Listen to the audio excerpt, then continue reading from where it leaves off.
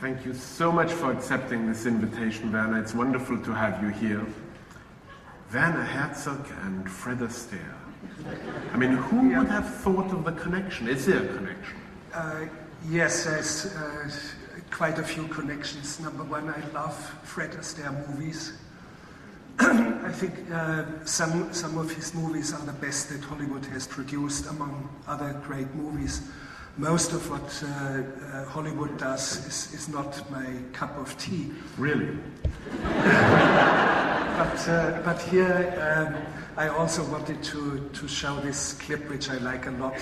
It gives such a strange, completely invented aspect of New York City. You cannot get further away from the realities of this city when you see this. Don't monkey with Broadway.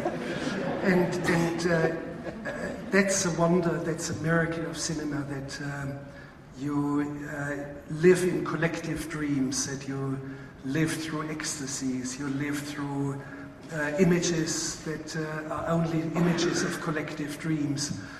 And here in this Fred Astaire and many other Fred Astaire movies, you have this kind of lightness of vision, which I like. And you have something very, very much cinematic, movies. Say something more about movies. I know you've said that Fred Astaire for you is essential filmmaking, the way kung fu movies are, yes, or and porno films, movies. Yeah, porno movies are movement, and do not misunderstand me, but there's something very essential about pornographic films, because they have moved technology to quite a degree. For example, videos were pushed heavily by the existence of pornography on film, and that created a whole new aspect in technology, and it created some good sort of things that followed suit. But the driving force, I believe, for videos was pornography. So we should not underrate it completely and dismiss it as something which shouldn't be on the screen. Of course, pornography is a more private thing, and people watch it in seedy motels, so the motel room ugliness. But sometimes they're much better than movies, other movies. Much better than pretentious movies, these artsy-fartsy films that I just can't take any longer. So I'd rather... You switch to the porno. I switch to Nicole Smith. I switch to WrestleMania. And, yes, because I believe, Paul, that that's one of my dictums. The poet must not avert his eyes. You do not live in an ivory tower. You better participate physically, or if you can't... Say something more about that, because the poet does not avert his eyes. I mean, it sounds like something that Hölderlin might have written. Well, yes, Hölderlin, whom I adore and who is probably the greatest of all German poets. Yes, but he was involved in a dangerous way, so deep involved in the world that he lost his mind over it. He became insane, and in his language goes to the very, very borderlines of the German language, my own language. So yes, sometimes there are dangers in it to get into the world, and I believe he became insane after he traveled on foot from Bordeaux to Frankfurt, and he arrived in Germany raving mad, and unfortunately spent his last 35 or so years of his life locked up in a tower and living with a family of a carpenter, I think in the city of Tübingen. Or others like a Baroque poet whom I love a lot, Quirin Kuhlmann. Nobody knows him, not even the German experts in German literature, but also someone who explored the borderlines, the very, very edges, the outskirts of and the deepest of roots in our language. And again, he was a Baroque poet in the 1640s or so, someone who took, strangely enough, and I feel like him because I'm not capable of irony, he took things literally, everything literally, and for example, he dug in the ground with a spade with some other strange man and tried to find the stone of wisdom. And he was the one who probably staged the very last crusade. He set off for Constantinople with two hysterical women, a mother and a daughter, and tried to set up ein jesuelisches Reich, a Jesus kingdom in Constantinople. The women abandoned him already in Venice and took off with some sailors. And the ship left without him, and he jumped into the water and almost drowned by trying to reach the ship. And they hoisted him on board and took him to Constantinople, where he was immediately imprisoned and spent quite some time in prison. And he actually died going to all the way. He was traveling on foot, crisscrossing Europe with all these strange sects and wild fantasts in religion, philosophy, language. He traveled on foot to Moscow and incited some sort of a religious riot, which was misunderstood by the authorities as a political riot. And he was burned at the stake together with his books. So, I mean, this sounds really like a Herzog script. Oh, it would be wonderful. Kinski could have been the right one to play Quirin Kuhlmann. But what I mean to say, yes, Quirin Kuhlmann was so deeply into the very essence of life, dangerously far going into it, and perished in it. There's nothing wrong perishing in the travails and tribulations of life. I have no problem with that personally. You bring up so many of what one might call your obsessions, so I'm not sure you would take well to that word. One of the interesting clusters of ideas that come up in my mind as you speak is the importance walking has for you. And you have sometimes likened walking to filmmaking and seen a relationship between the two. I would be careful to call it walking. There's no real expression in English. I would call it traveling on foot. And traveling on foot is something that we have lost out of our civilization. But we are made for traveling on foot. Physically, we are made for traveling on foot, and in our minds to move at a certain pace and seeing things with intimacy and seeing the details and having en route, you have only substantial encounters. If you run out of water, I had a canteen and on a hot day and no creek, nothing, so I had to knock at the door of a farmhouse and ask whether I could fill my canteen at his tap. At his faucet. Sure, he would allow me and would ask me, where do you come from? I said, I come from Munich, and I said, how do you? And I said, I came walking. Well, 1,000 kilometers, really. From that moment on, you only have an exchange of very, very fundamental human things. He would tell me the story of his very last day in the Second World War, where he was captured, that he has not told his family for 35 years. Or 40 years, and you would have only the most essential encounters. And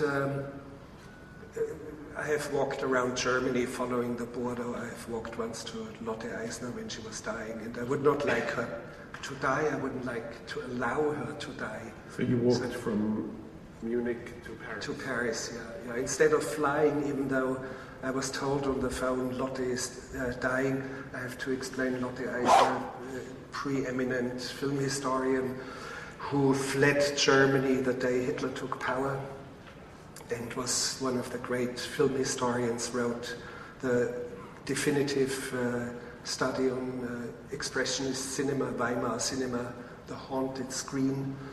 And she was probably my most important mentor very supportive from very early on. And at the time I received the call, I knew it was too early. She must not die. I would not allow it. I just would not let her die because I came walking 1 million steps. And somehow I knew she would be out of hospital and she would be alive. She actually was alive. And she stayed alive for some years. Yeah, she was already 80, so nobody knew exactly how old she was, but she lived another 8 or 9 years.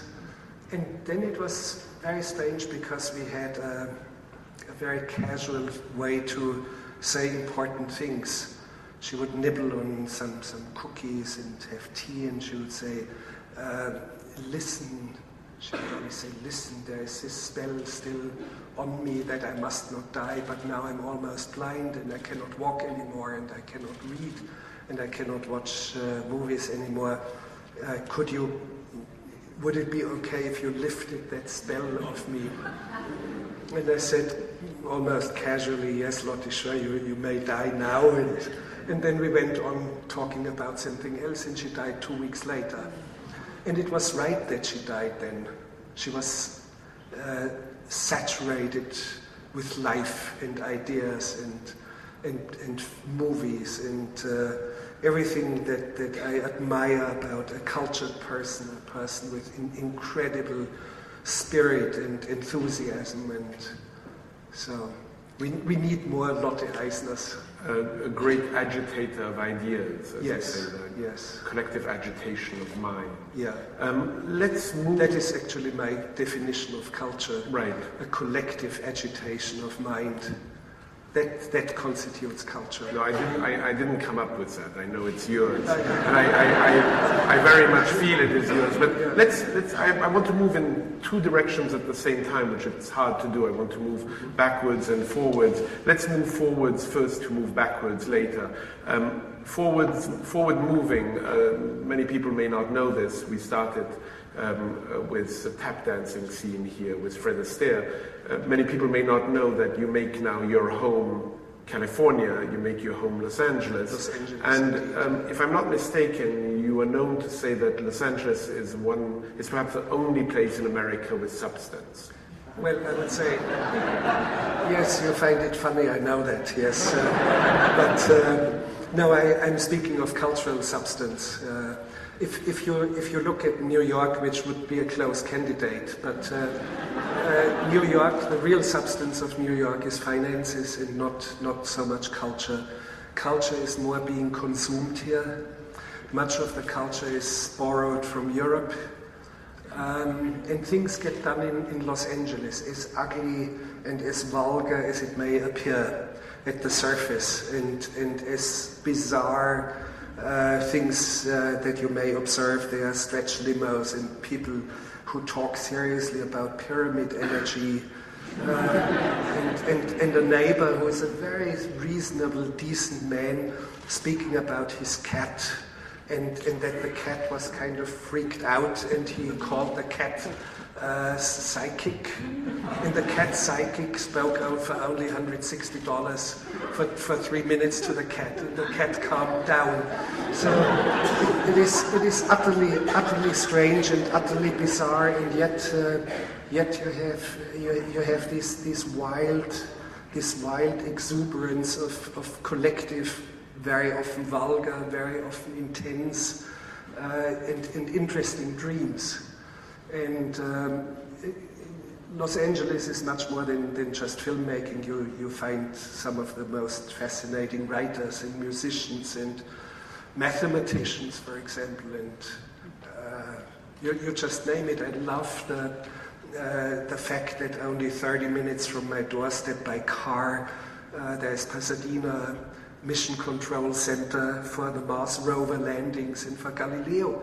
And being fascinated about the demise of the space probe Galileo, which was sent on a suicide mission into the atmosphere of Jupiter, got me so fascinated that I somehow wrestled myself across passing all the security, and I made it in there. And they allowed me to be in there and film even. And out of that originated a film that is very close to my heart, The Wild Blue Yonder, a science fiction fantasy. So in many ways, Los Angeles has some intensity of cultural life. It sounds odd, but what probably would be more convincing to talk about the last half century or so. In the last half century, almost every single important cultural trend and technological trend originated from California, like computers, like free speech movement, like accepting gay and lesbian people as an integral part of society, like you just name it, on and on and on. At the same time, all the stupidities of our times, New Age pseudo-philosophy, I mean, it can't get any more vulgar and stupid. Or the hippies, or, as I said, pyramid energy, or tantric whatever, and people going to yoga class, or going to aerobic studios. It can't get, and eating vitamins. Fistfuls of vitamins every day, and it just is it's so gross that you can't even talk about it. And, but at the same time, quite important, deep plowing phenomena. I've been fascinated by N. Nicole Smith, the N. Nicole Smith show. Talk about that a little bit. Yeah, I was so fascinated that I even forced Roger Ebert, who was appalled by my suggestion. I forced him to watch it, telling him, don't avert your eyes, because there's something of great importance going on there, because a vulgar, I mean a perversion, an obscenity, the obscene perversion of an American dream, an obscene perversion of what constitutes beauty. In many ways, something very, very revealing about what is going wrong in this civilization. A monumental failure of civilization. And I said to Roger Ebert, and I said, unfortunately she died, I really regret that she died, but I hear so many times, as a foreigner here and a guest in your country, I hear so many times, how do we do not understand what are the grievances of the Muslims, the fundamentalists, that they attack the World Trade Center. Yes, they do, and they have grievances, and my advice is watch the N. Nicole Smith show, and you would understand what sort of cultural loss of dignity, what amount of loss of decency, and whatever, and decadence is in all this, and you would understand much better. By the way, Muslim fundamentalism is probably the only massive cultural movement that is not born in California. It has great consequences. And I'm speaking of the last 50 years, and you have to look back to Egypt in the 1950s, how it all originated. Let's move you backwards now from your home in California to your very early years. The very first few years you spent in a very small village near Munich. And I'd like near Munich, in the mountains, but near Munich sounds like a suburb or so, but it was the remotest place that my mother could... border of Germany and Austria. The remotest place that my mother could find, who got frightened because the house next to us was bombed, and where we lived was half destroyed, and I was under a huge pile of debris, glass shards and bricks, and I was only 2 weeks old, but unhurt. So she fled into the mountains, and we got stuck there. So I grew up with Bavarian dialect. I grew up without knowing technology. I mean, I've said it many times, it's strange that I'm making films, and I did not even know that cinema existed until I was 11, when a traveling projectionist arrived at the schoolhouse. I did not know that cinema even existed. I made my first phone call when I was 17. So that gives you a little bit of background. What are your earliest memories of that time? The end of the war, we played at the balcony and tossed the white flag down, and Sachrang, where I grew up, was the last unoccupied little pocket that remained until that also fell to American troops in this case. And the farmers were really frightened that we tossed down the white flag, and I remember the commotion that we had thrown down the white flag. And I remember that I talked to a very big black man, for me a Moor, because I knew about Moors from fairy tales, and there was one. And I found him most fascinating, and he talked to me for 2.5 hours on the slope next to the house, and I had a wonderful conversation with him, and I claimed that I spoke American with him. And I remember my mother ripping us out of bed in the middle of the night and carrying us up the mountain slope, and the entire sky was illuminated red and orange. And she said, "Boys, I woke you up because you should see this. The city of Rosenheim is burning, but Rosenheim 40 kilometers away. And the entire sky illuminated from it." So you do not forget things like this. And you had an early experience where you felt you were in contact with God.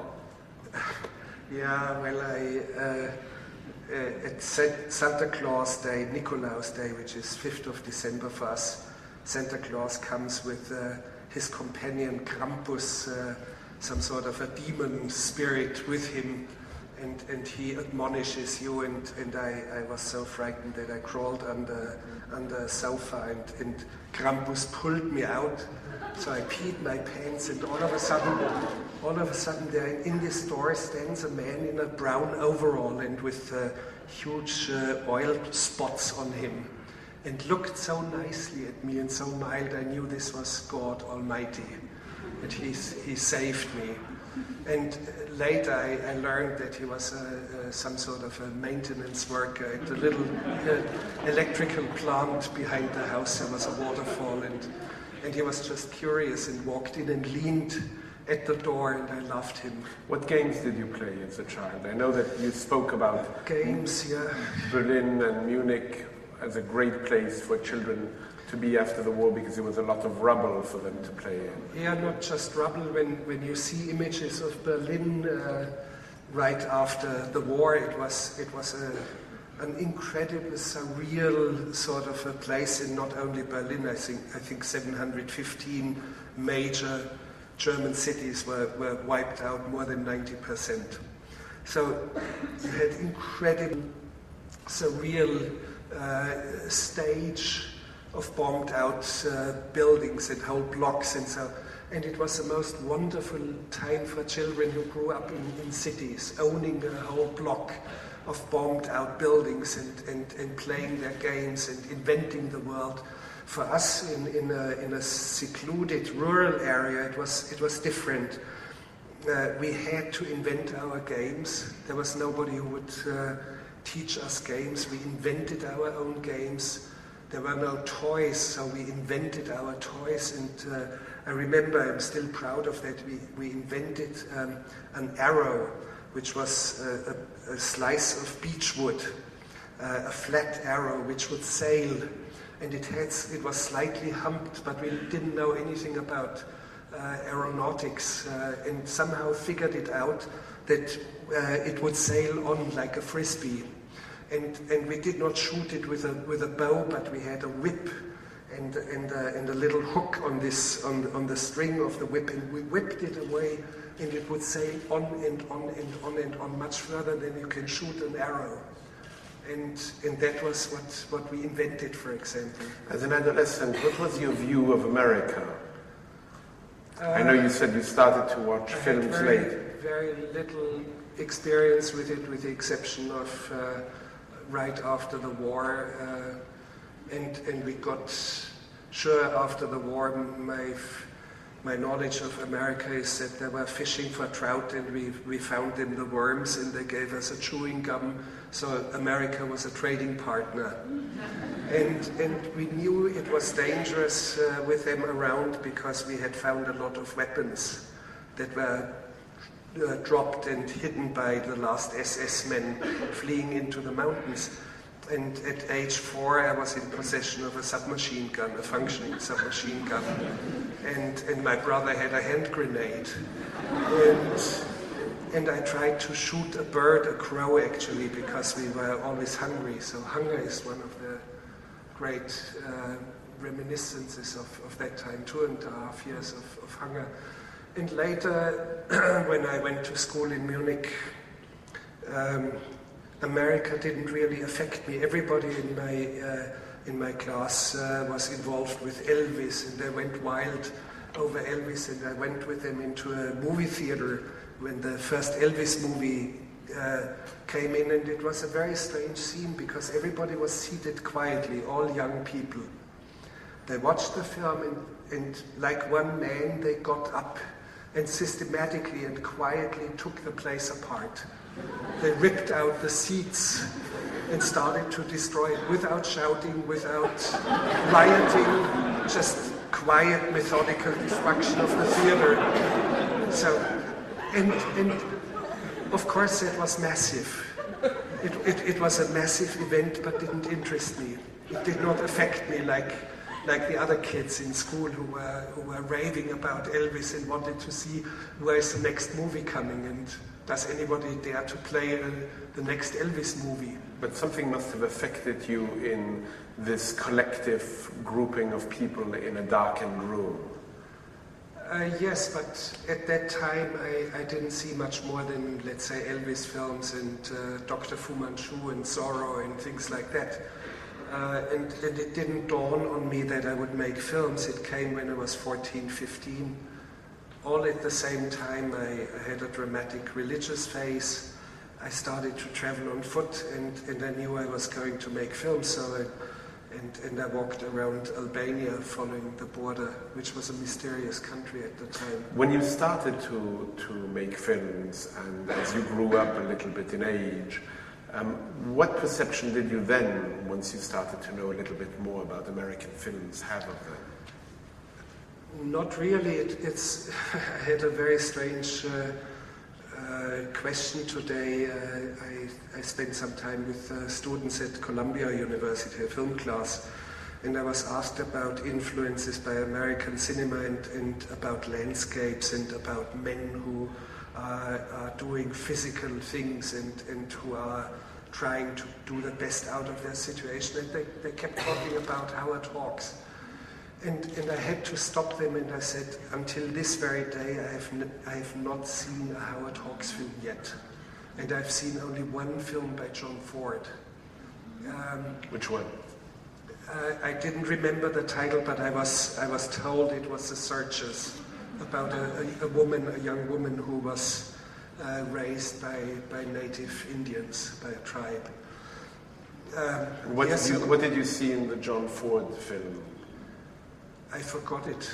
I forgot the title and I remembered vaguely. So I liked how he deals with landscapes. So I like that, like an inner concept of America, not just a backdrop, something essential about the American soul.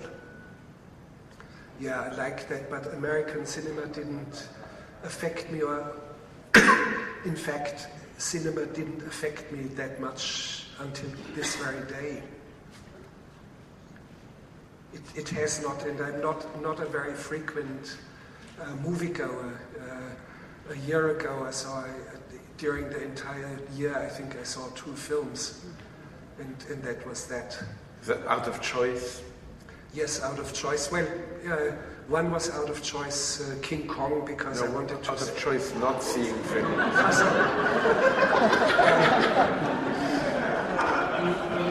Well, I prefer to read, or I prefer to watch Nicole or things like this.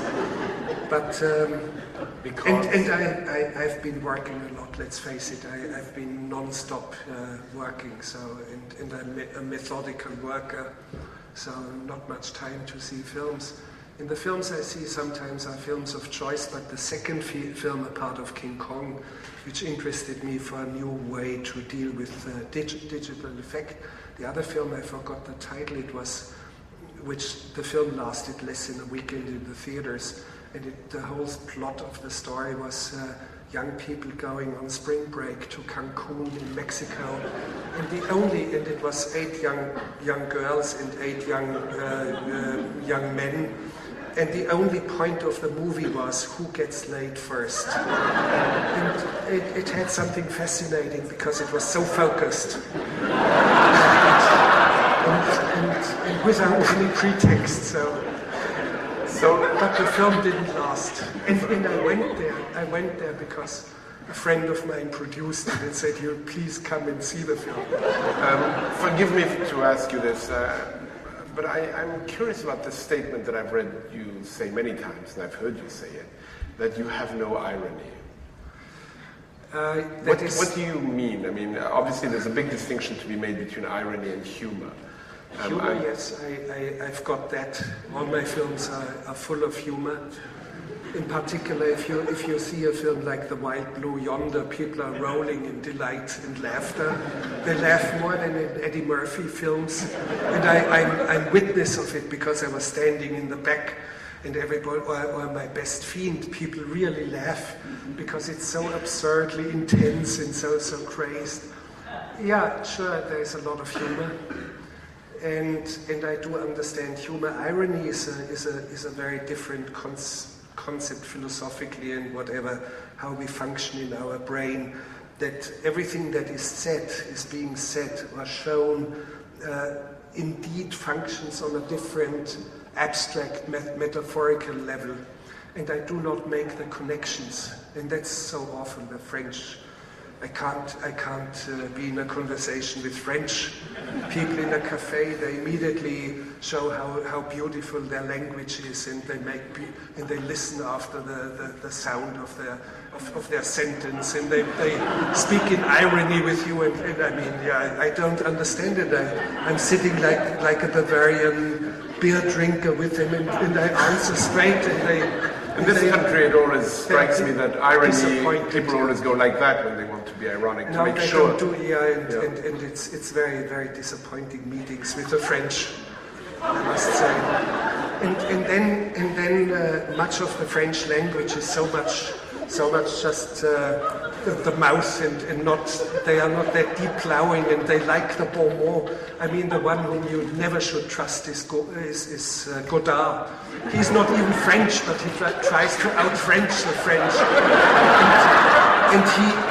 And what does he do? He says, because it sounds so good and it sounds so intelligent, he makes it, for the sake of the bon mot, he says, cinema is truth 24 times a second. I mean, you're just...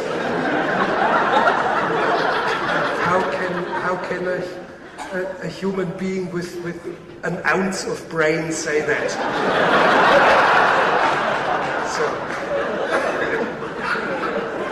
And he's considered an intelligent man.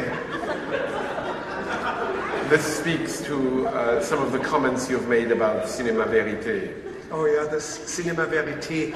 Now we are coming into what is assumed to be truth. Yes, Cinéma Verité, and I've insulted them by naming them, you are the accountants of truth. But of course, oh yeah, they were really miffed. And, but I think there's something, I'm after something much deeper, some sort of an ecstasy of truth, something where we step beyond ourselves, something that happens in religion sometimes, like medieval mystics. An understanding of God in form of ecstasies. Yes, it is possible, and it's possible in music and in poetry and in cinema. And we are not really looking after it, but it's very, very elusive. Truth is extremely elusive. In cinema, it is particularly possible, in your view, to arrive at that ecstatic truth. It's a medium that Well, perhaps... I'm striving to achieve it. Maybe sometimes I got kind of close, but I do not really know.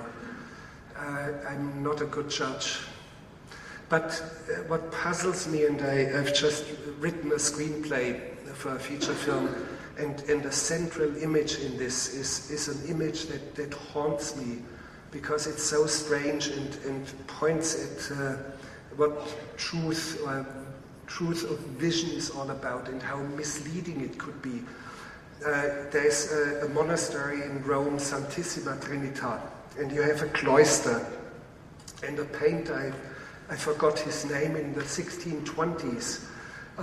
When you look along this corridor, on the left-hand wall, he paints a picture of San Francesco de Paola, not Francesco de Assisi, Francesco de Paola, in some sort of rapture. The saint is in rapture under a tree. And you see it clearly, you see a saint in rapture under a tree. When you approach this image, the more distorted and the more incomprehensible does this image become.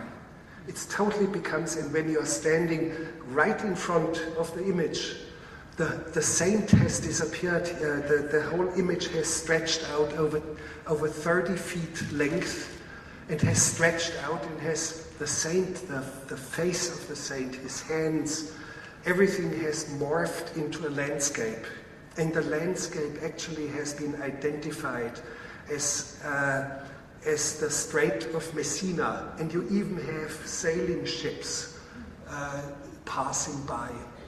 And what fascinates me about it is the very clear point that the painter makes. The closer you get, you seem to have understood something, and you seem to have grasped a truth of an image.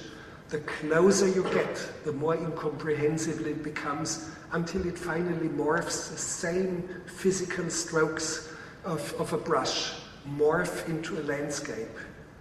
It's absolutely mind-boggling, and it's somehow will be the central image of a film that I'm planning to do. You use the word landscape now in describing this painting. You use the word landscape in describing the single John Ford film you saw. I'd like you to elaborate a little bit on the importance of landscape for you. Landscape also as it connects to music.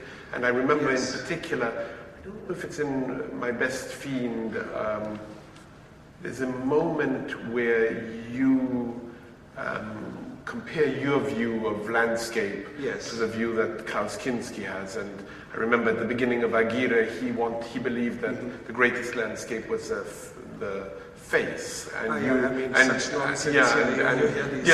he said to you, when you didn't want to film in that way, he said to you, you're a megalomaniac, and you answered, well, at least now we're two. Yes. Yeah, that's a very different view of landscape. But Kinski, in this case, the backdrop was Machu Picchu. And you have a Sugarloaf formed, very, very intense mountain in the background, Huayna Picchu. And he wanted to stomp ahead of this army and pass through the ruins of Machu Picchu. And I said to him, this is postcard kitsch now. And I'm not into that, it's not a backdrop, and I want to have a much more limited frame of the landscape, where it's completely ecstatic, not recognizable as a backdrop, but like part of our innermost being. So does ecstatic mean invented?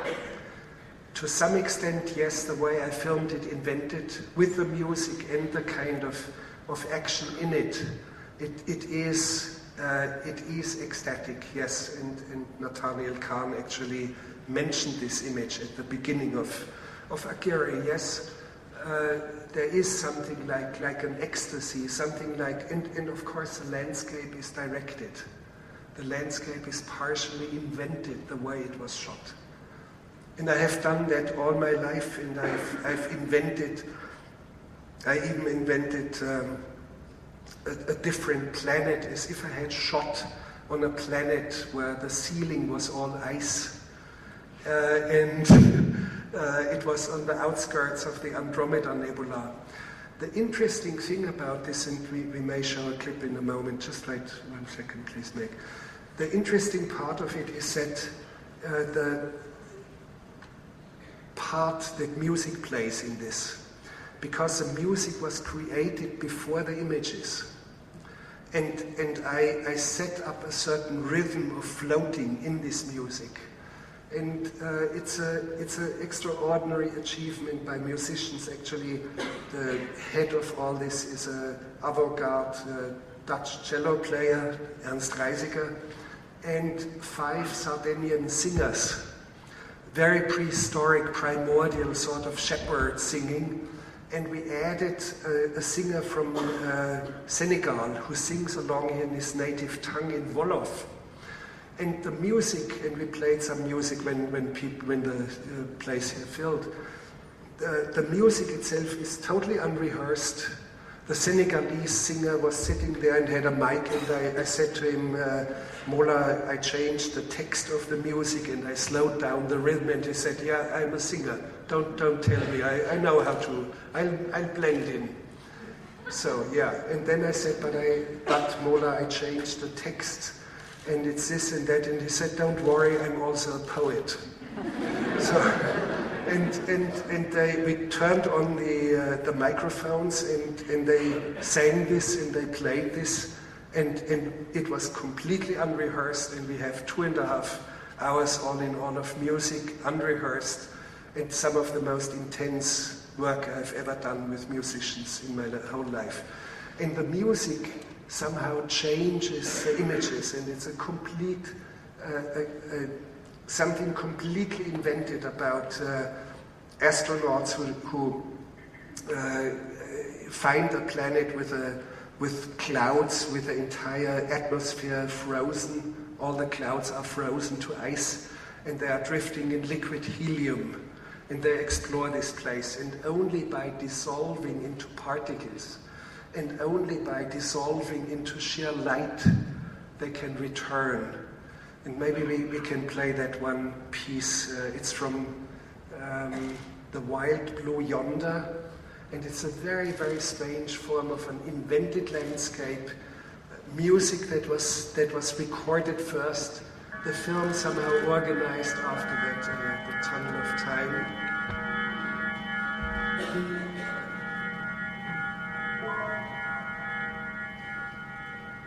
What they knew was that they could use this portal as a tunnel of time. This was a difficult process, and it took patience. Each astronaut would, in turn, have to pass through this tunnel, and by doing so, have to dissolve into particles, and subsequently into pure light.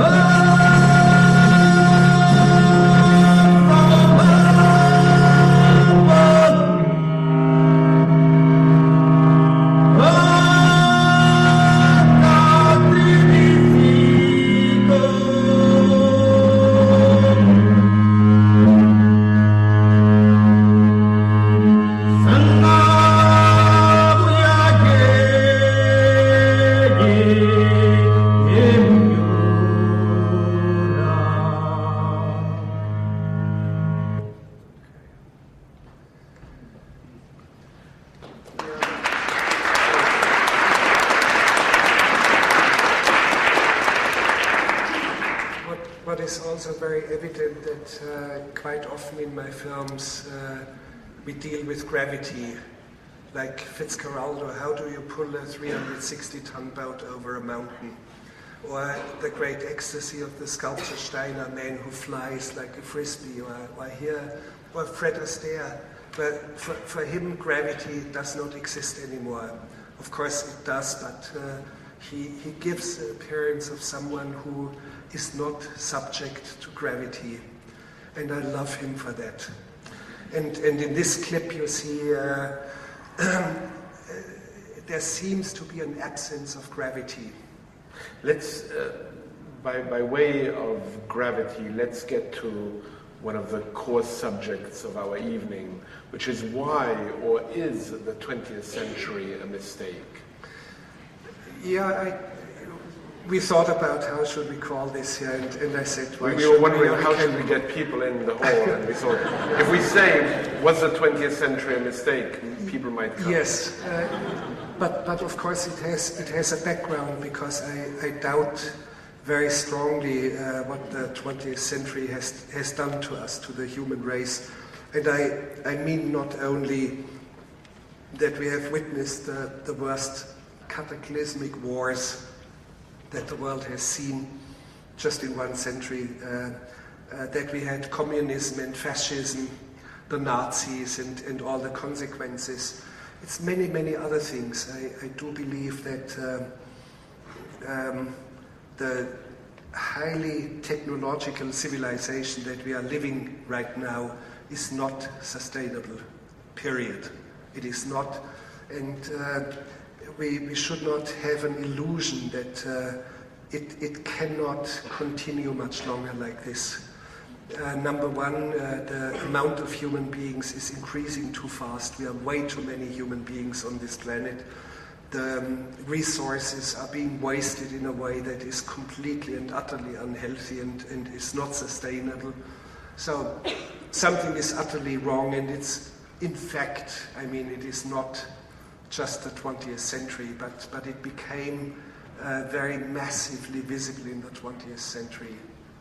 And but for you, it started, I mean, the mistake, the misguided nature of human beings, if I understand you well, has a very long history. It started it started when Petrarca went to the Mont Ventoux.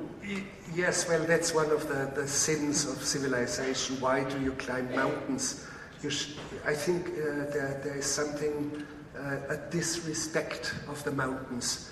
And Petrarca, by the way, did not consider it as a conquest of a mountain. When you read about the 1950s, and I have been with some of the mountain climbers like Reinhold Messner, they always had the feeling, yeah, we have to conquer it, and we have to, they speak in military terms of conquest, which I have abandoned by now, because there's nothing more to conquer. And I think there was a mistake there. It was the end of something mysterious about our planet. The same insipid quest for being the first on the North or South Pole. And since I have been in Antarctica very recently, it becomes absolutely evident there was something not going right. Why? Adventure, which, and I cannot stand the term adventure nowadays. I lower my head in charge.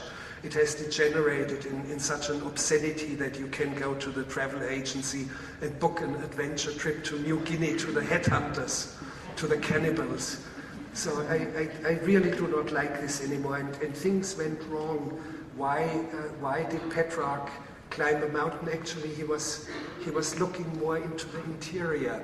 He was stunned by what he saw. The first one in modern time who climbed up a mountain.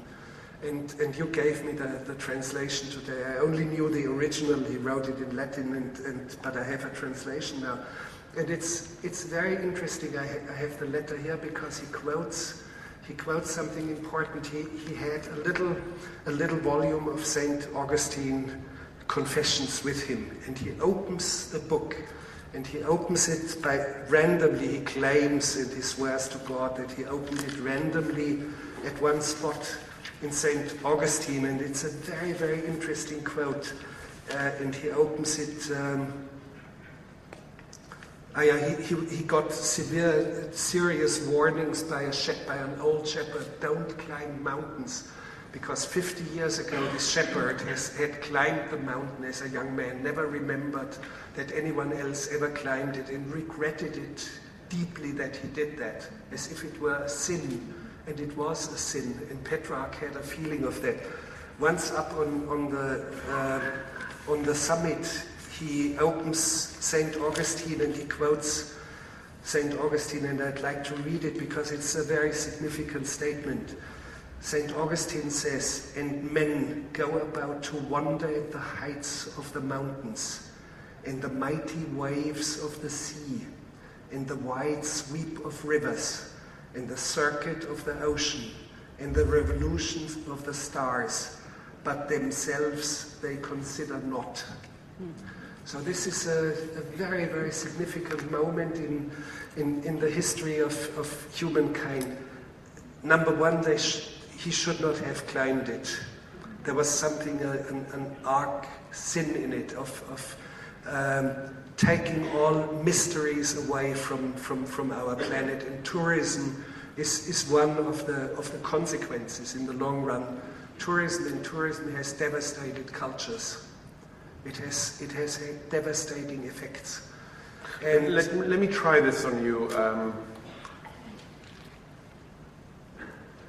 What if someone at this point said, not me, that your films, some of your films precisely, are sinful insofar that they also go and not only climb mountains, but climb them with ships behind them, and go in some way to the extremity of what a human being maybe shouldn't be doing? I think it's something different. It's an inner image. It's some sort of a deep metaphor dormant inside of us that I make visible. Metaphor for what I can't tell, but I know it's a huge metaphor. And it gives us insight into ourselves, into our visions, into our dreams, into our nightmares, whatever you name it. But the 20th century, I think, has, and going back to Petrarca, and actually I should make an elliptic detour. I think the trouble began at the beginning of Neolithic times, where for the first time... long time back. Yes, where people started to live a sedentary life, breeding cattle, breeding... The first dog, breeding a dog, was not sinful because you would continue in your nomadic existence with the dog as a hunting companion. But the breeding of the first pig was an arch sin, because it made people sedentary. And I do understand religions like the Muslims and the Jewish people who for whom it's something abhorring to eat pork. There's something wrong about they have a sense of sin. I think it's across the ages, and since man became sedentary, and I shared this idea with Bruce Chatwin, who became a very close companion to me in some respect, because we both shared this view, and both of us traveled on foot. So share with us your relationship with Bruce Chatwin, and let's expand the relationship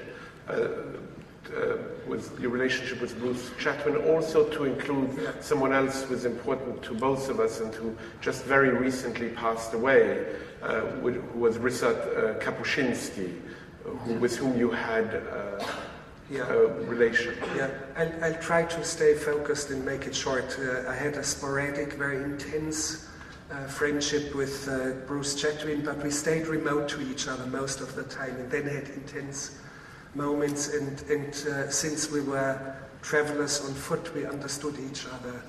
And when Bruce Chatwin died, and I didn't know that he was so close to death already. He wanted to see a film I made on tribesmen in the southern Sahara, herdsmen of the sun. and he could only see it in 10-minute portions and would drift away into unconsciousness and being a skeleton. I mean, there was less than a skeleton of him left, and he would all of a sudden shout at me and wake up and shout at me and shout, and I've got to be on the road again, I've got to be on the road again. I said, Bruce, yeah, that's what you should, but you are dying. You can't. And he said, yeah, he looked at himself and he knew, yeah, sure, and he said, yeah, but I have to, the rucksack is too heavy. And he had a leather rucksack made by an old saddler in central England. And I said, well, if you really recover ever, I'll carry the rucksack. And then he understood that he would never walk again and he was dying, and he gave me the rucksack. So it's one of the most precious objects that I have. I do not have much physical property, but that's some of the dearest thing I have in my possession.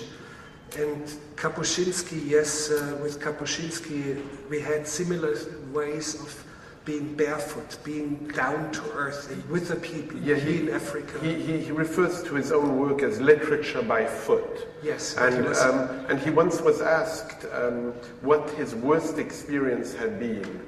And in a way, what I'd like to ask you is the same question that was asked of him, and to comment a little bit about Kapuściński and perhaps come up with a taxonomy of the good traveler, because there may be Chatwin and Kapuściński, there may be very few since the Neolithic times who are good travelers. The answer is easy. The traveler on foot is virtuous. Tourism is sin, period. As simple as that. But Kapuściński shared these feelings, and he was down to earth and living with the Africans, and I got fascinated by him because he had more insight into Africa and our civilization than probably anyone I've seen. And we had a vague plan to do a science fiction film, but the science fiction film not projected of our possibilities in technical terms, but like in the Great Migration after Roman and Greek antiquity ended in a slow cataclysm. The achievements of civilization were lost for almost a millennium. And that's what both of us foresee, that we will lose our technical abilities. A bicycle you can repair, a computer you cannot repair. In Lagos, Nigeria, the lady at the teller has a computer and she pretends to type in the informations about your person, but you see vines are growing, algae and vines are growing out of the keyboard. You know this computer is terminally dead and nobody will be able to repair it. There's nobody who will be able to repair it. And there will be a time fairly soon where we lose technical abilities, and they will be lost for, if not forever, they will be lost for a very, very long time. And this is a science fiction vision. Lagos, where he could not reach the harbor for years because there was traffic jams and you could not pass through the traffic jams. You had to fill your bathtub with water because military would turn off the water, and when everybody was thirsty and couldn't find water, they would come with a huge tank and sell water very expensively. So you had to store water, things like this. When you went into a hotel, somebody would walk the stairs up with you.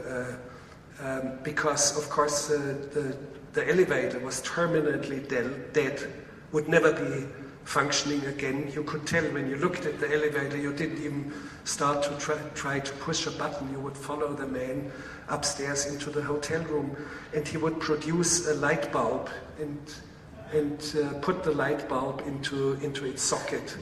So, and the light bulb will be dead fairly soon, and then the hotel doesn't have a light bulb anymore. So it's a very scary vision that we shared, and we plan to do a science fiction film in the south in southern Sudan, but it was way too dangerous. And both of us said, no, we are not going to do it. And I have been in this area when I was 18. I left school and I wanted to see the cataclysm of civilization in the Congo after its independence. And I mean, not only organization was gone and marauding bandits around and tribalism, there was cannibalism, full blast back into average behavior. I thank God on my knees that I never made it. I fell very ill south of Juba city in the southern Sudan, never reached the border, almost died and somehow scrambled back. Kapuściński was one of the very few who actually made it across the border, also through southern Sudan. And he was there for 1.5 years. And he was, I think, with the exception of one, the sole survivor. All of them were killed off. All the reporters were killed off, disappeared, never were seen again. I think a Canadian survived, and he.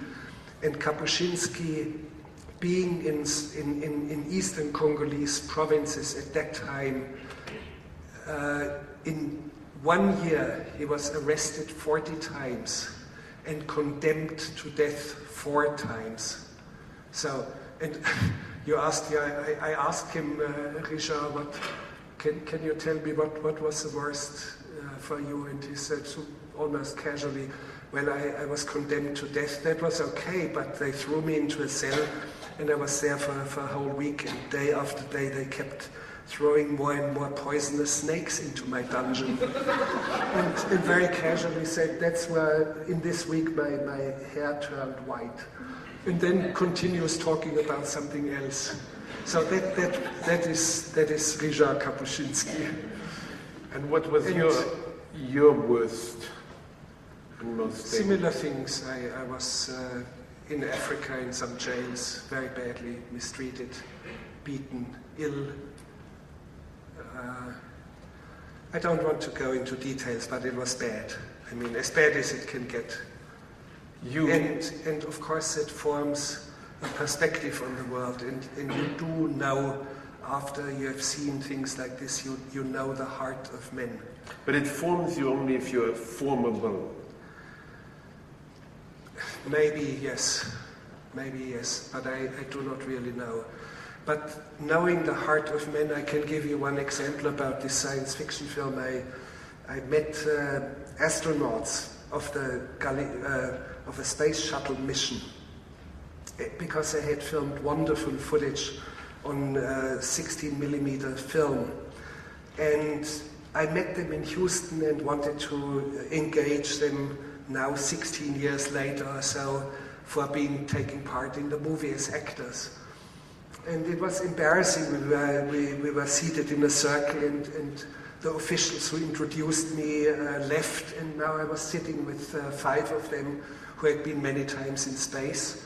And I looked around and was kind of embarrassed, didn't know what to say. And all of a sudden, like a relief, I looked into the face of one. He was a pilot and a mission specialist, William McCulley. And he looked like a very good, solid man. And I said to him, Sir, Mr. McCulley, as a child, I grew up in a small village and in the mountains, and I learned how to milk cows. And since then, I can tell by just looking into a face that there's a person who knows how to milk a cow. You are one of them. I laughed and said, yes, I milked cows in Tennessee, and that broke the ice. You see, and he really knew how to milk a cow. And that was where the ice broke. And how did I know? I cannot tell how did I know, but I know the heart of men, and I can tell who can milk a cow. And this is part of my profession. You have said, I mean, two ideas come to my mind. One of them is your choice of actors, and I'd like to go to that in a minute. And you've also said that a filmmaker needs to know how to pick locks. Yes, among others, and you have to have a certain amount of criminal energy, and you have to be able to forge documents and to do all sorts of en route fraudulent things to make it possible to make a film that not even Hollywood could make. But Paul, before we go into other things, I would linger a little bit on the 20th century and what went wrong. And I think Petrarca, who says, and of the human beings we speak not. And one of the things that is quite evident, and it looks like a good thing in the 20th century, the ecologist movement, yes, it makes a lot of sense. The fundamental analysis is right. The fundamental attitude they have taken is also right. But I miss something completely out of the 20th century, which is culture. Which went wrong in the culture, yes, and that is, yes, we see embarrassments like whale huggers. I mean, it can't get worse than that, or tree huggers, even. Such a strange, bizarre behavior, and people are hugging whales, and they are concerned about the panda bear, and they are concerned about the well-being of salad leaves. But we have completely overlooked that while we are sitting here and spending 2 hours, probably the last speaker of one language that is still spoken may die in these 2 hours. There are 6,000 languages still left. But by 2050, only 15% of these languages will survive. So we're paying attention to the wrong things. No, to pay attention to ecological questions is not the wrong thing, but to overlook the immense value of human culture. And I met an Australian man in Port Augusta in an old age home, and that was more than 20 years ago. And he was considered, or he was named the mute. He was the very last speaker of his language, had nobody with whom he could speak, and hence fell mute, fell silent. He had no one left. And of course he died meanwhile because he was 80 at that time. And his language has disappeared, has not been recorded. It's as if the last Spaniard had died. And Spanish literature, culture, everything has vanished, and it vanishes very, very fast. It vanishes much faster than anything we are witnessing in terms of, let's say, mammals dying out.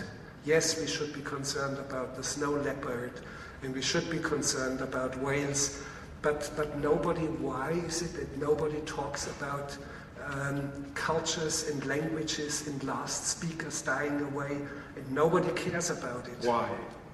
Because something went utterly wrong in the 20th century. There's something not healthy about it. It was a mistake, one of the massive mistakes of the 20th century. And we don't have to move back to prehistoric times to name where the mistakes were. There's a massive, colossal, and cataclysmic mistake that is happening right now, and nobody sees it and nobody talks about it. So that's why I find it most enraging that people hug whales. Who hugs the last speaker of an Inuit language in Alaska? Nobody. Nobody cares about them. So and it makes me just angry when I look back at the 20th century, and I'm afraid it continues like that. And because of an essential look back into essential things that go on inside of us, we have gotten into a meaningless consumer culture. We have lost dignity. We have lost all proportions of, let's say, going into warfare. And I'm not speaking of Iraq. I'm speaking of the Second and the First World War. We have many millions of books underground, 7 floors of books, and we happen to go under Bryant Park. paradise, as you called it. But I remember one moment, which it's my anecdote about you now, and Paul Cronin is here, who wrote, did one of the most extraordinary books, Herzog on Herzog, which I highly, there's a new edition coming out now, I highly recommend it to everyone in this room if you would like to know more than we can say in this brief moment. We were underground, and we were there with the librarian, and you asked the librarian, in the case of a Holocaust, what would we do with the precious books? And I remember the librarian feeling rather anxious by that question. No provisions had yet been made. I don't know if they've been made ever since your comment, but I remember him wondering, how to answer it. And you pushed him a little bit. You said, where will you put the important books you have? Is it here that they will go? And he said, well, in the case of a Holocaust, maybe, we will come here. And you said, people, it's the books that matter. Do you remember that? And Yeah, it sounds misleading in the context of the previous, but please continue. Well, but the books are the repository. Yes, of our memories, of our culture. Yes. Yes. In that and sense, of course, a subway tube is probably a safer place than the library here. So, and of course, when you talk to the librarian, how do you save things? How do you save the codices? How do you save the important parts of the? What would you preserve? How deep under the park would you go to push keep it? Yes. So that these languages which are disappearing as we are talking now have a place where they're archived, where they're kept, even if the culture itself has become mute. It still can be studied. Most of the 6,000 still spoken languages are not don't recorded. have a grammar. Are not recorded in written form.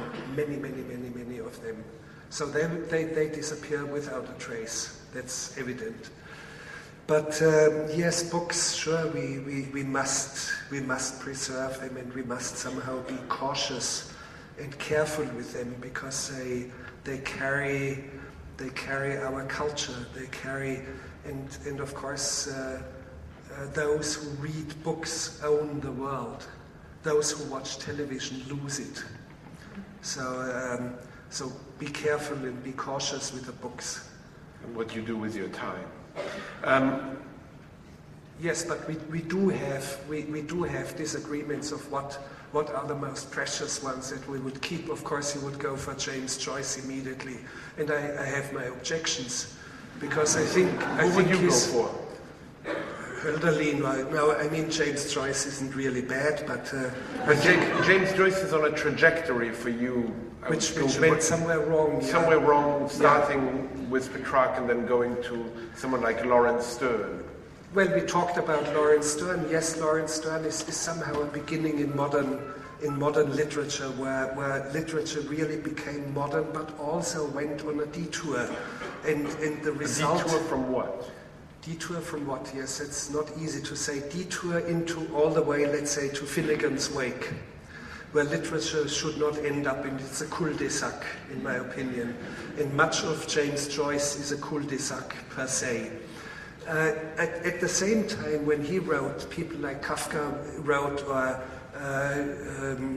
for example, Joseph Conrad wrote, and I have the feeling, yes, there is something, a hardcore, some essence of literature, and you have it in a long tradition, and you find it in Joseph Conrad, you find it in Hemingway, the short stories, you find it in Bruce Chatwin, and you find it in Cormac McCarthy today. And many of the things that went wrong, including in my opinion James Joyce, somehow was a detour, was not where literature really has its hard physical core. Very hard to express it and to explain it. Of course, we should shove a volume of Ulysses into the vault under the park and should preserve it, but maybe preserve it as an example how literature branched out and went into, lost itself in nowhere, in no man's land. Let's talk briefly about how you came to recognize some of the actors you worked with most.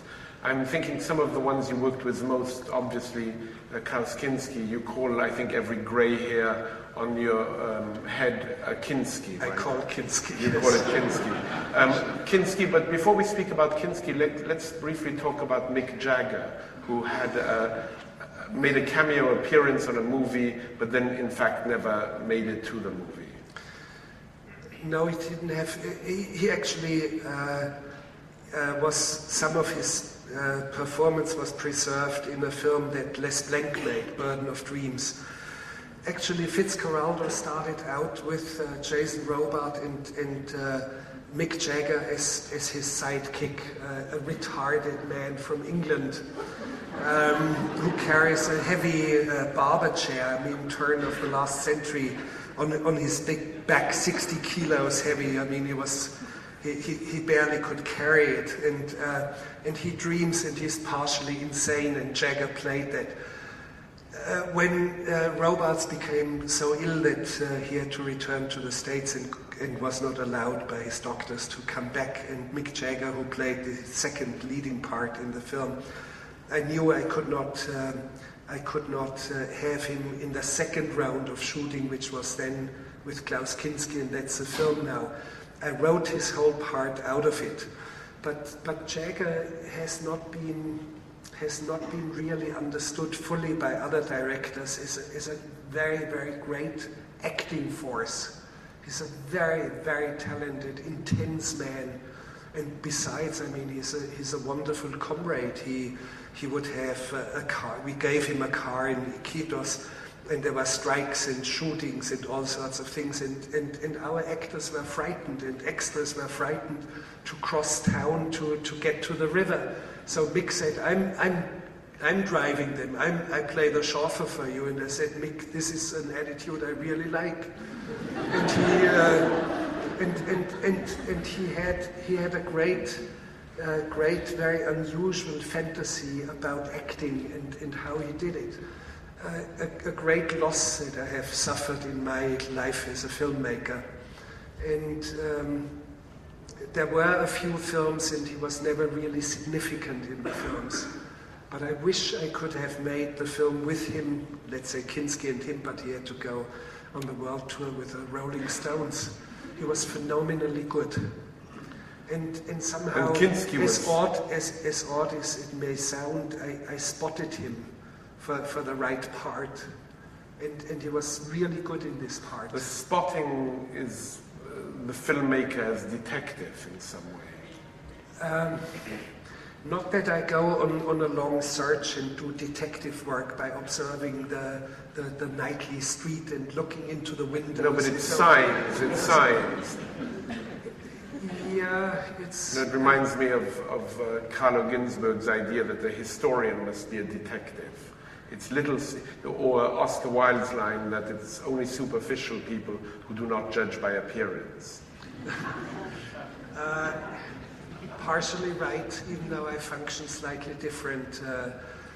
There's not much question in my heart. Yes, Mick Jagger would be wonderful for this part, and there's not much searching, not real detective work going in it, but a keen awareness of people around. I see them, I spot them.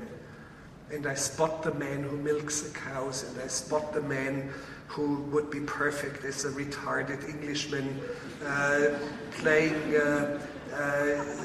delivering the soliloquy of Richard III. And Mick Jagger does it in a way that you just could drop dead. So wonderful. But I threw everything away, and only by coincidence Les Blanc grabbed some of the snippets and somehow held onto it. As we wind down this conversation to open it up to the audience, I'd like you to talk a little bit about what you've called the physical nature of filmmaking. You've opposed aesthetics to athletics. Rather, athletics. Yes, it's a little bit a construct to talk about this kind of opposition of things. I just got sick and tired by over-academic zealots who tried to talk me into what sort of, I don't know, very complicated academic concepts. And I said, no, it's not so much a cerebral academic work that I do. It's much more physical. It comes from physical work, for physically understanding, for example, the jungle. The way in Rescue Dawn, which is not released yet, a feature film with Christian Bale as a leading character, we plowed through the underbrush of the jungle in a way that is extremely physical. And whenever it's as physical as that, I'm good as a filmmaker. You've spoken about yourself as a good soldier of cinema. Yes, but that's more like a metaphor of someone who tries to hold out at an outpost that has been abandoned by almost everyone around, and not being afraid and having a sense of duty. I have a sense of duty. And I'm saying that without pretension. Duty to? Yeah, duty to what? To whom? To what? That's a difficult question. I know I have it, and I know I have little choice. Lotte Eisner would be someone you will not give up when I was desperate, and after 10 years nobody wanted to see any of my films, and I was an abject failure. And she says, you will not give up, you have a duty, and you will not abandon making films. You will go on.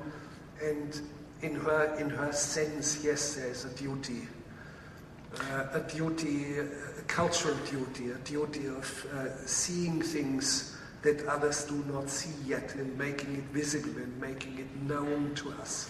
In Paul Cronin's magnificent book Herzog, on Herzog, he quotes at the very beginning this line by David Mamet that I think captures this in maybe what one might call I don't usually like talking about my admirations on stage, but I will as I grow a little bit older. I've come to realize that the people I really admire are those people who cannot be fake. And David Mamet says, those with something to fall back on invariably fall back on it. They intended to all along. That is why they provided themselves with it. But those with no alternative see the world differently.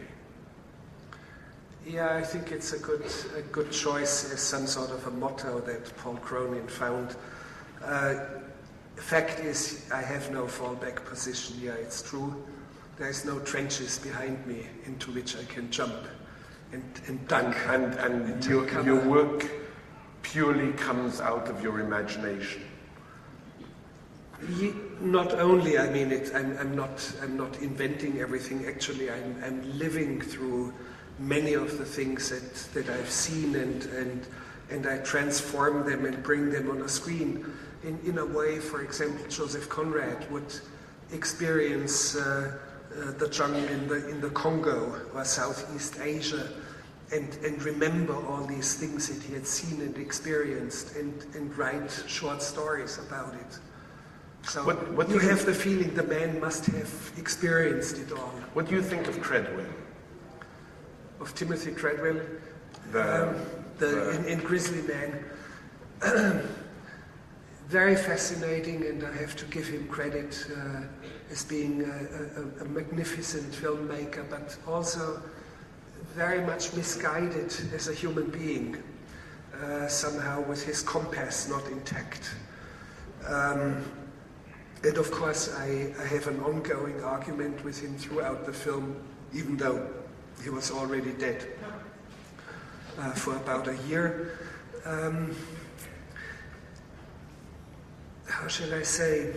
There's something which fascinated me about him because he was so bold to expose himself to his own camera with all his follies, with all his I say it in quotes now, stupidities, with all his generosity, with all his grandiose designs, which were quite dignified and great designs. And it was clear to me this was not a film about wild nature, it was going to be a film about human nature. And Treadwell is unique because he offers us a glimpse into the deepest abysses of the human soul. And we owe him our admiration for that. The courage and the single-mindedness he had. And it doesn't matter that much how wrong his basic assumptions were and how romanticized his wild nature. And he was wrong because he trespassed. Yes, a borderline between wild nature and us, that we should not trespass. We should not hug a bear. Period. We should not love the bear. We should respect the bear. I asked a few people to provide me with some questions, and I got 3 people asking me the same question. So I thought I would, in closing, ask you this question. Why did you shave your mustache? Yeah, it was a good one, I must say.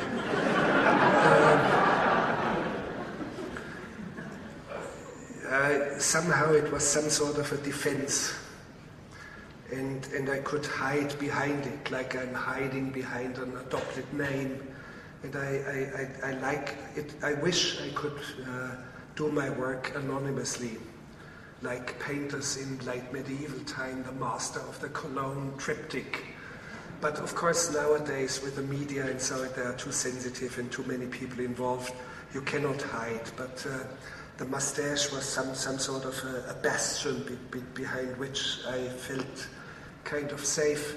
But then in travails and tribulations of life, I kind of lost it. And I'm more I lost the mustache. I actually shaved it, but it's like losing it and like accepting that I have no real defenses. But other things in my life went very well.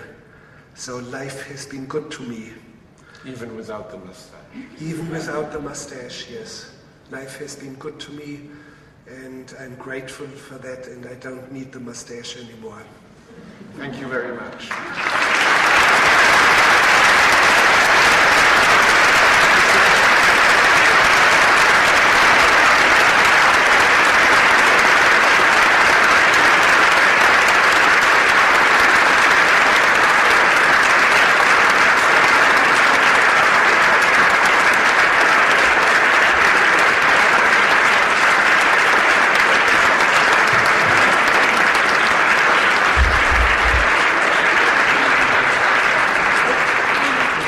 Werner Herzog will be very happy to take questions. I insist on the nature of questions rather than comments. About Martin Heidegger. What was the question? Can you say something about Martin Heidegger? I have never read anything of Martin Heidegger. I'm not good in reading philosophy. We are sitting here with a trained philosopher, learned philosopher, and Paul has always been appalled that I have not read this and not that and not the other, so I have hardly ever read Heidegger.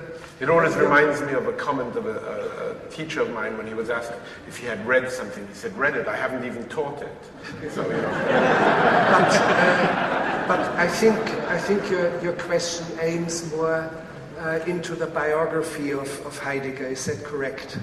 Well, it's just that you much of what you say seems to very much recall Heidegger's ideas about a kind of wrong turn in human history. It could be, but I have made an attempt at one page of Heidegger, and after a day and a half struggling over the first 3 sentences, it's hopeless. I have the same problem with Hegel, for example. I will never be able to break the Hegel code. Kant eludes me because I do not understand the language. It's too difficult for me, and I'm not. I'm not a philosophical person in abstract terms like Heidegger would be, but I may be partially philosophical, but out of experience and drawing my conclusions. Thank you. Hi. You talked about Neolithic peoples and stuff like that, and you mentioned this idea of like the sin of agriculture and subsequent like development of organized human society and stuff like that. But at the same time, though, you emphasize this idea of like gathering knowledge and stuff like that, like all the books and the bunkers and stuff like that you think is like really important and kind of gathering and pooling our information. So I was wondering that if hypothetically there was like a time machine that you could go in and go back to like Neolithic times and the sin of like the pigs breeding and stuff like that, and you could stop it and just be a caveman and we would all still be like cavemen, would you have done that or not? Yes, it's a wonderful question, I think, because I cannot eradicate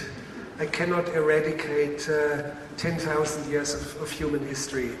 I cannot really revert to it, but I can do certain things. I can understand certain things like tourism or traveling on foot, or I can understand that I should not drive my car as much as I used to do. Since 10 years I drive maybe 10 or 15% of what I would have done 10 years ago in my car.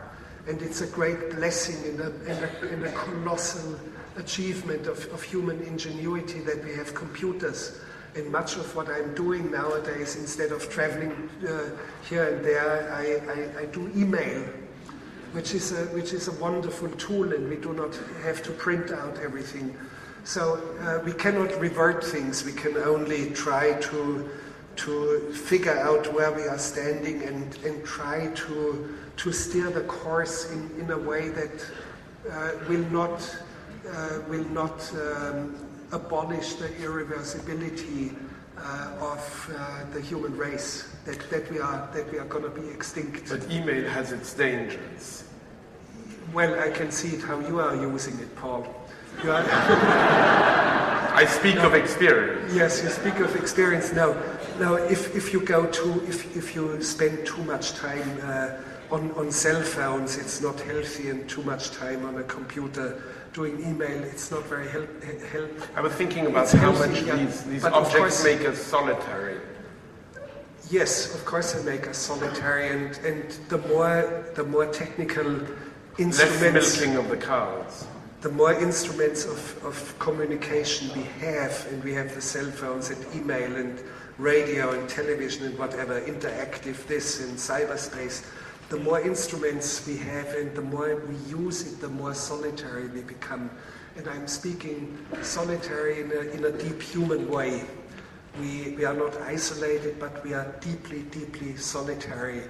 And the huge explosive evolution of tools of communication makes us more lonesome than we had been ever before. So beware of your BlackBerry or whatever it's called. My virtual leash. Yes, but you have to use it, and that's legitimate.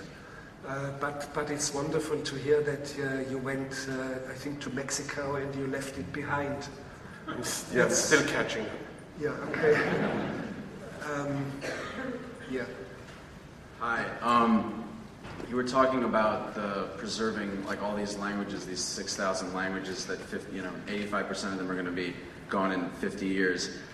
In less than 50 years. Less than 50 years. Yeah. What's the point? What's the point of preserving all these like 6,000 languages if only like one guy speaks them and he's going to die out if we like write it down in a book and you put it like in a vault under the library? Like what? Well, yes, there's limited value about that, but the real value would be to see that there are 25 remaining speakers of a language of a tribe, to take care of them, to consider them as something very, very precious, much more precious than the last 50 or so panda bears that we have.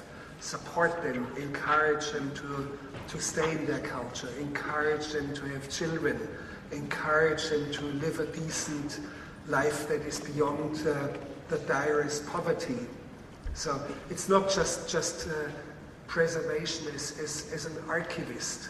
That is only part of it, but encouraging the last speakers, encouraging the Gaelic people, stick to your language, speak it in school, multiply, carry it out in the world, and do not go under.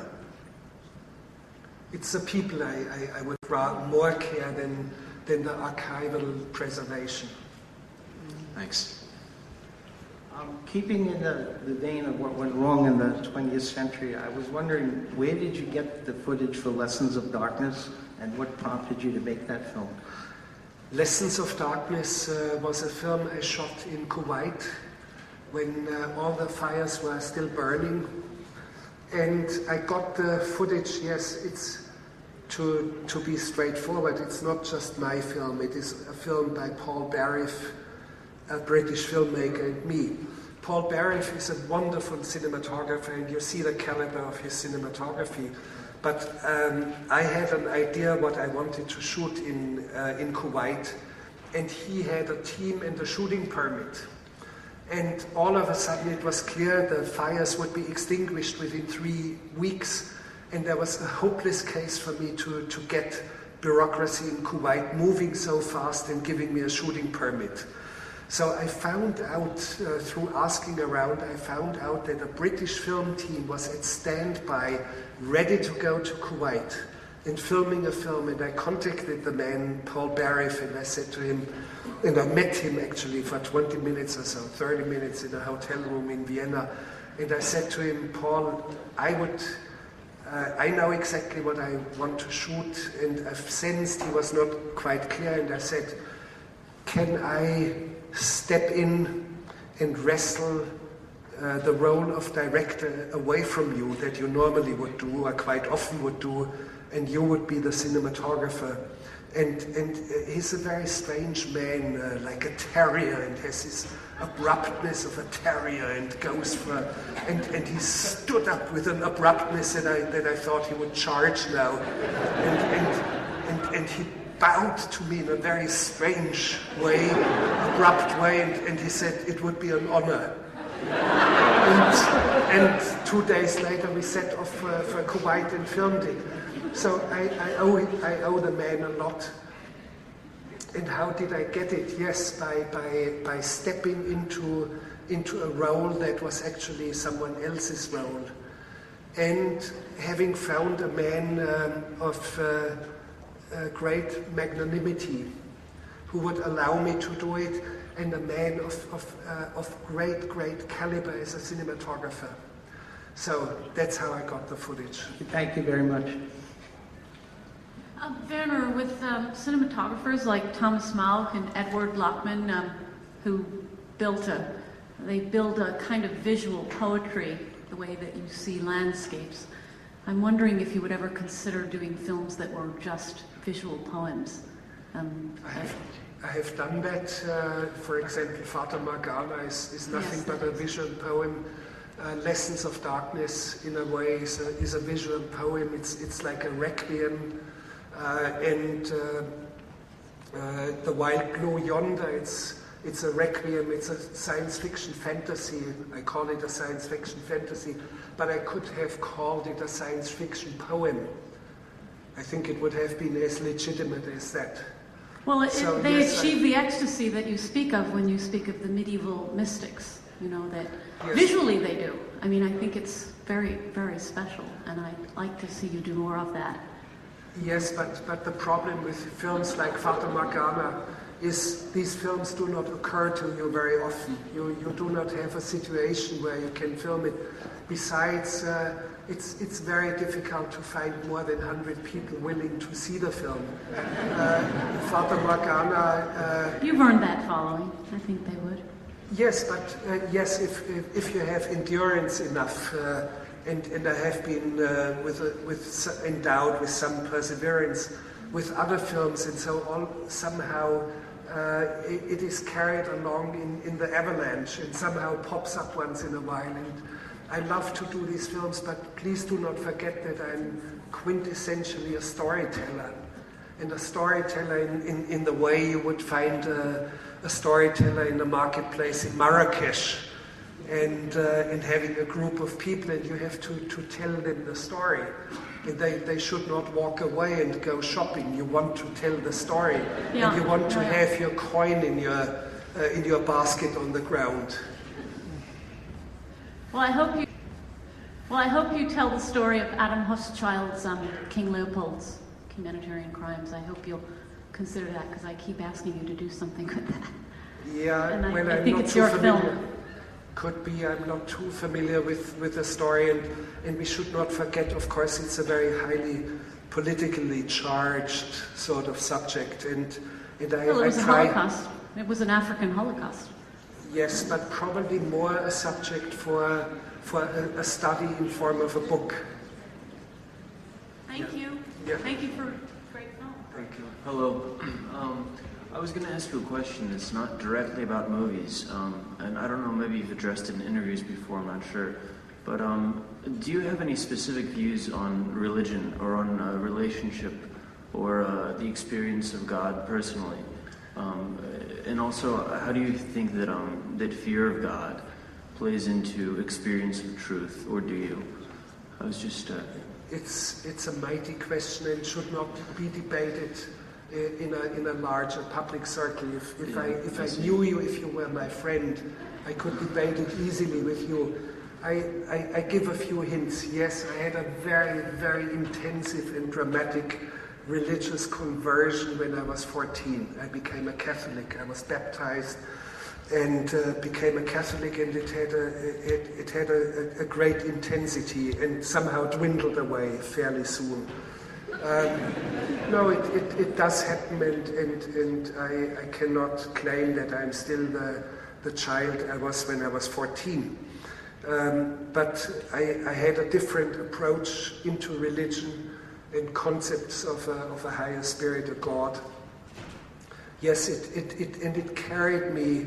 It carried me very, very far and very deep. And until this very day, you still can see a distant, or sense a distant echo of that time in many, many of my films, including The White Blue Yonder, including, and the word God appears quite often in titles like Aguirre, The Wrath of God, or the Kaspar Hauser film, Every Man for Himself and God Against All. So there's an echo there.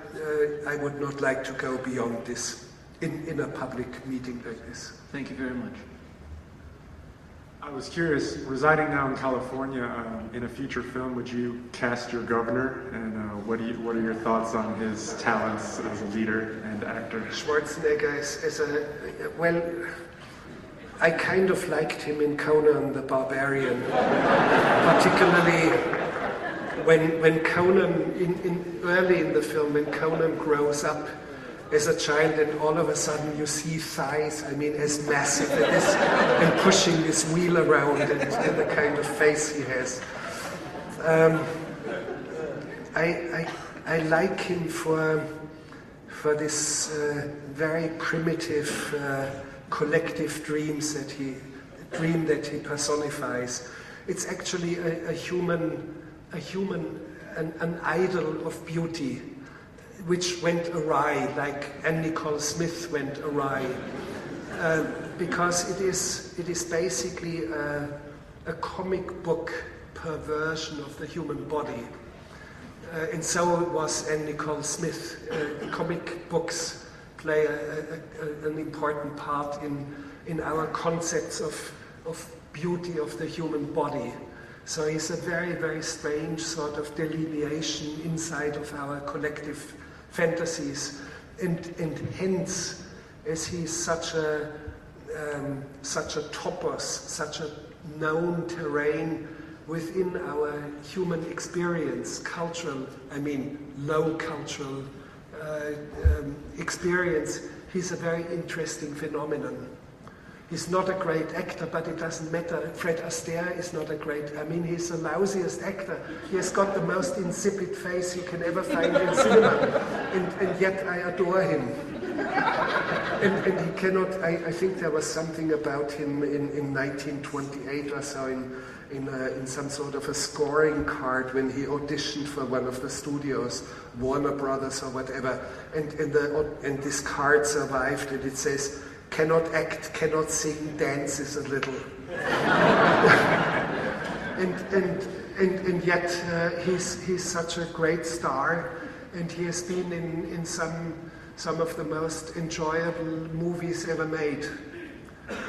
So, and again, Fred Astaire is some sort of a collective representation of some sort of a dream that is configured within ourselves.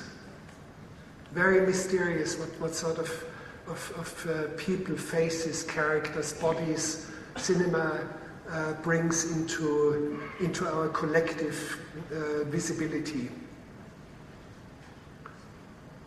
I like him actually. I mean Schwarzenegger. Hello. In the Wild Blue Yonder, you inserted scenes of the astronauts kind of doing very, very mundane things and exercising, but they strap themselves into exercise, and you see them strap themselves into bed. Is this your humorous jab? As you've talked about tourism tonight, is this your humorous jab at tourism? Are we just trying to go into outer space as another place to put in our travel agency type thing? No, I think this is very blunt realism filmed by the astronauts themselves. If you do not strap yourself into a bed which is actually on the wall and they are glued to the wall, you would drift away, and you would drift into the cockpit and somehow disturb the instruments. And if you're on a treadmill and you're walking or running on the treadmill, you would immediately with each step fly against the ceiling. You would propel yourself against the ceiling, so they have to strap themselves down to the ground, and the ground is actually the ceiling, which doesn't matter because there is no upside or downside or left or right anymore in space. But they don't have to strap themselves into a bed. They can just sleep in free space. There's no need to strap themselves into a bed. No, but there would be a disturbing object floating around in the cockpit. That's what's funny about it. Yeah. So it wouldn't be very advisable. If you went into space, you better strap yourself down when you sleep, or tie yourself on a leash. Yeah. Hi. You were talking about tourism being a sin, and Petrarca going to the mountains and how ultimately communication, right, is a sin. No, not a sin, but yeah. But right. Okay, civilizations talking to each other. Why don't you see cinema as tourism? Why don't you see cinema as tourism? Why don't I see cinema as tourism? I do not see literature as tourism either. I don't have a straight answer. The question is too odd for me to imagine that tourism. Yes, you can of course make a film about the beaches in Hawaii and substitute tourism or what. Can we have this microphone on? What I mean is, you shot all these movies in jungles and this last one was in Thailand, right? The rescue Yes. Dawn. Why don't you see going and showing? I don't necessarily agree, but why don't you see that as its own kind of tourism? Not like it, because I'm not exploiting.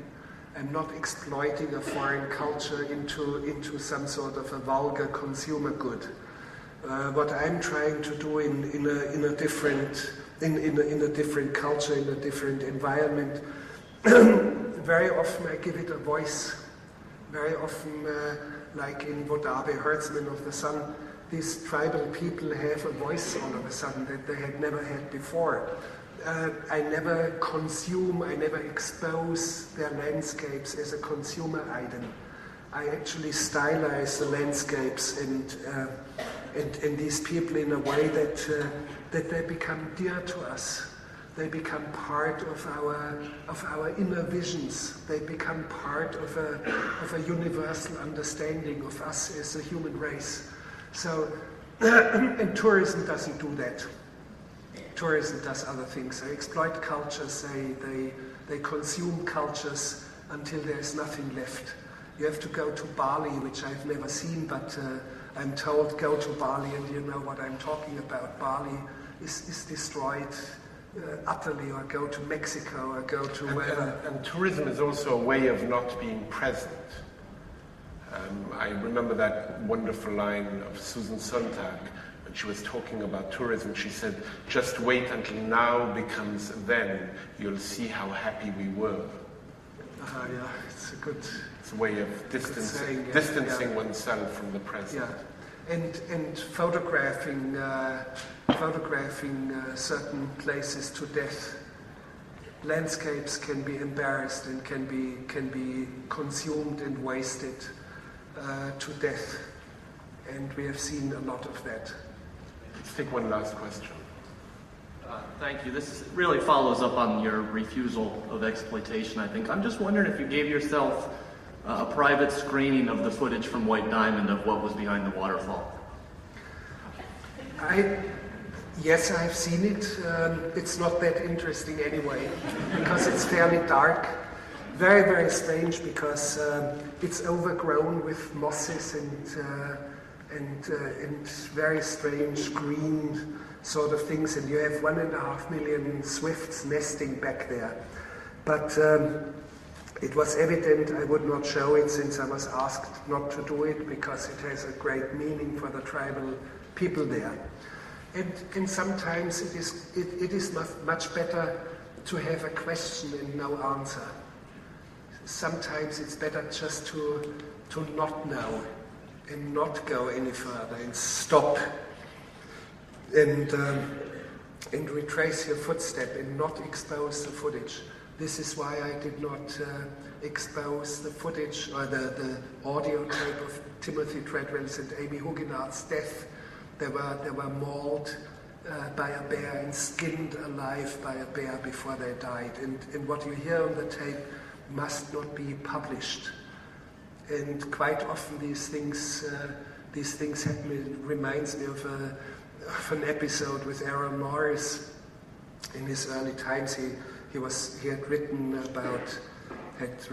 much material about mass murderers. In one case in Wisconsin, Plainfield, Wisconsin, where I ended up shooting Stroszek.